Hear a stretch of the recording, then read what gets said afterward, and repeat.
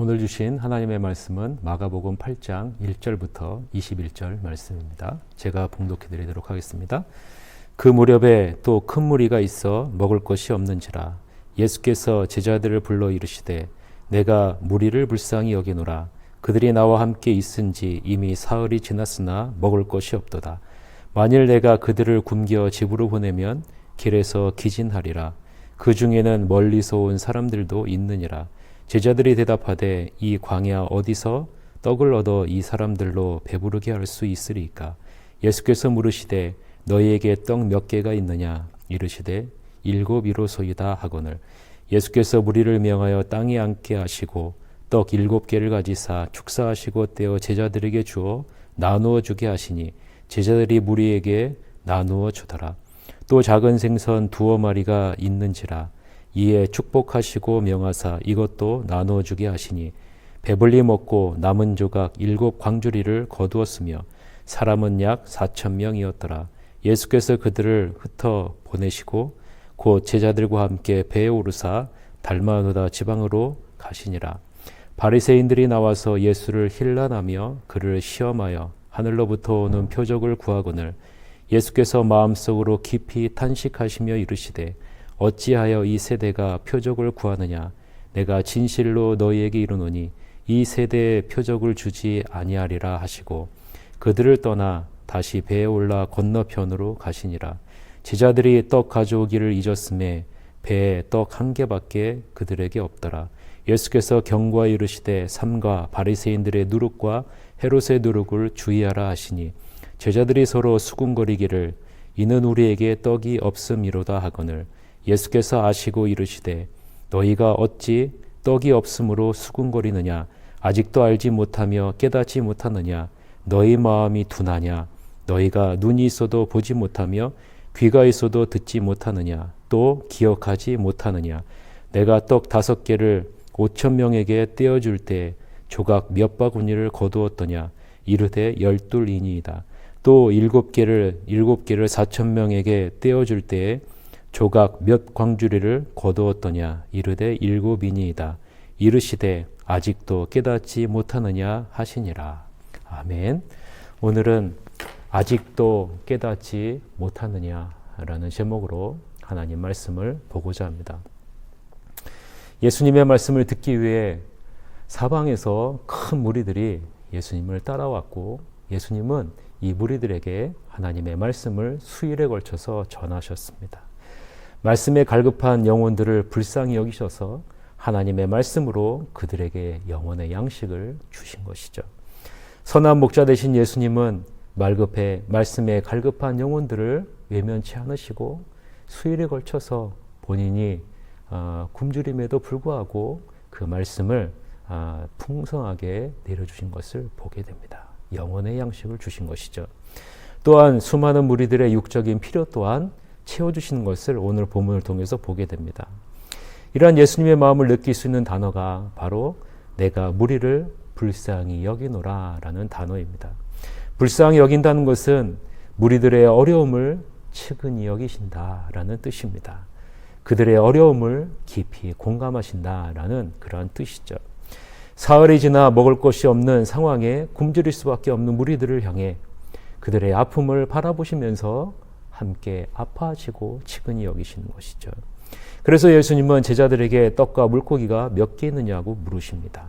그리고 그것을 가지사 축사하시고 나누어 배불리 먹게 하시고 남은 조각이 7광주리나 되게 하십니다. 예수님이 우리의 상황을 측은히 여기시고 깊이 공감하실 뿐만 아니라 친히 부족함이 없이 넉넉하게 공급해 주신다라는 것이죠.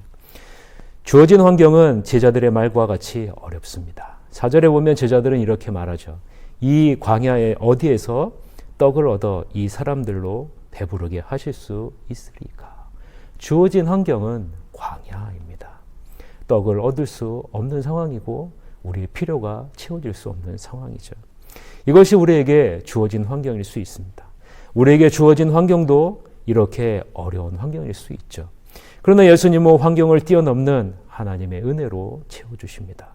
축복하셨다라는 의미가 무엇일까요? 축복하셨다는 것은 주어진 환경을 하나님의 도움으로 하늘의 은혜로 뛰어넘으셨다라는 그런 의미죠.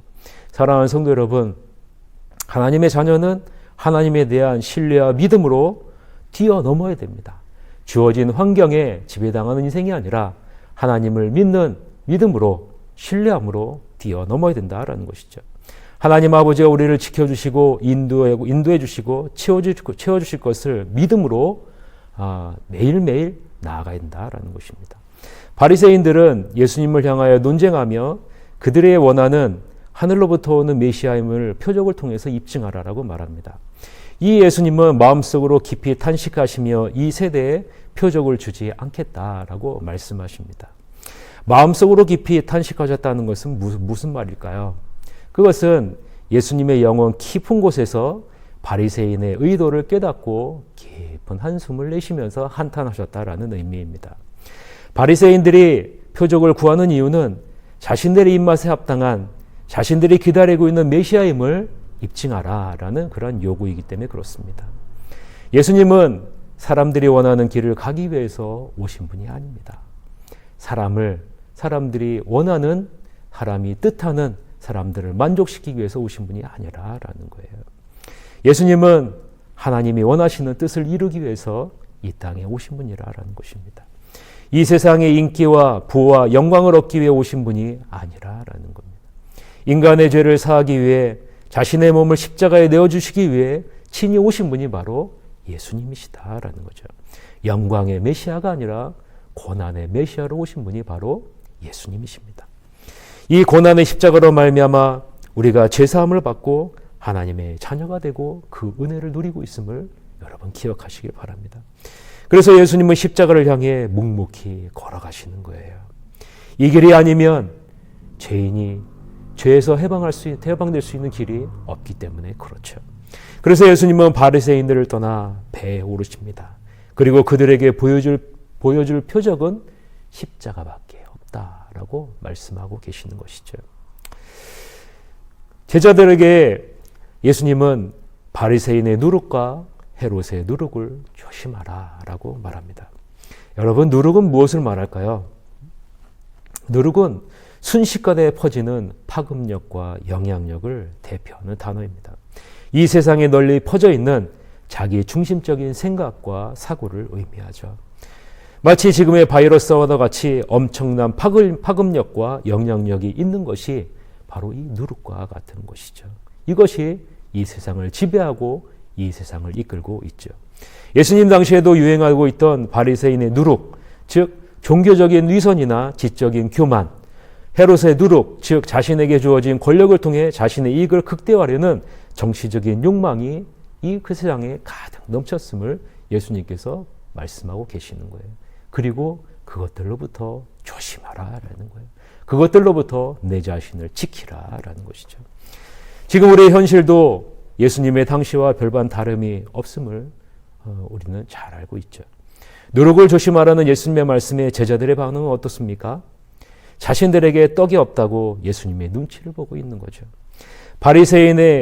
바리새인과 헤롯의 누룩을 조심하라는 예수님의 말씀에 빵을 가져오지 않은 것을 염려하고 있을 정도로 그 깨달음이 더딘 모습을 보여주고 있는 것입니다. 영적으로 깨어있지 못한 모습을 보여주는 것이죠. 이 예수님은 말씀합니다. 17절부터 18절이죠. 예수께서 아시고 이르시되 너희가 어찌 떡이 없으므로 수군거리느냐. 아직도 알지 못하며 깨닫지 못하느냐. 너희 마음이 둔하냐. 너희가 눈이 있어도 보지 못하며 귀가 있어도 듣지 못하느냐. 또 기억하지 못하느냐. 예수님은 떡이 없어서 수군거리고 있는 제자들에게 아직도 알지 못하고 깨닫지 못하느냐. 너희 마음이 둔하냐라고 책망하십니다. 예수님은 이미 많은 기적들을 보여주시고 자기 자신이 어떤 분이신지를 보여주셨는데 왜 아직도 내가 어떤 분인지를 너희가 알지 못하느냐라고 책망하고 계시는 것이죠. 마음이 둔하다라는 것은 무슨 의미입니까? 마음이 둔하다라는 것은 마음이 딱딱하게 굳어져 있다라는 거예요. 단단하다라는 거예요. 이미 자신이 갖고 있는 지식과 눈에 보이는 환경만을 바라보고 의지하는 자리에서 절대로 벗어나지 않는 그러한 굳은 딱딱한 마음을 말하고 있는 것입니다. 이미 마음이 고정되어 있다는 거죠. 예수님이 보여주신 기적을 통해서, 말씀을 통해서 눈이 열리고 귀가 열려서 깨달아야 하는데 그런 자리에 서지 못하고 있다라는 것이죠. 왜 기억 속에만 담아두고 삶이 변화되는 자리에 나아가지 않느냐는 예수님의 질책입니다. 머리에만 있지 마음으로 가지 않는다라는 거예요. 사랑하는 성도 여러분, 제자들은 오병이어로 5,000명을 먹이시고 12바구니를 거두신 것을 기억하고 있습니다. 또한 떡 7개로 4,000명을 먹이시고 7광주리를 거둔 것을 분명하게 기억하고 있습니다. 그런데 제자들은 제자들에게 그 기억은 머릿속에만 있다라는 거예요. 그 기적이 말하는 참 의미를 깨닫고 예수님이 어떤 분이신지를 온전히 신뢰하고 믿고 바라보고 변화되는 삶의 자리에는 나가지 않는다라는 겁니다. 하나님은 출애굽 사건을 통해서 전능하신 하나님이 이스라엘 백성들의 보호자이시며 공급자이시며 인도자이심을 보여주셨습니다. 광야 생활을 통해서도 보여주셨죠. 수십 년에 걸쳐서 보여주셨어요. 그런데 이스라엘 백성들은 시간이 지나자 잊어버려요. 그리고 가나안 땅의 우상을 섬기는 자리에 나가고 강대국을 의지하는 자리에 나갑니다. 눈에 보이는 것을 신뢰하는 자리로 나아갔다는 것이죠. 사랑하는 성도 여러분, 예수님은 지금도 우리에게 말씀하십니다. 아직도 깨닫지 못하느냐. 예수님은 이렇게 말씀하시는 거죠. 내가 너와 함께함을 너는 깨닫지 못하느냐. 내가 어떤 분임을 너는 깨닫지 못하느냐.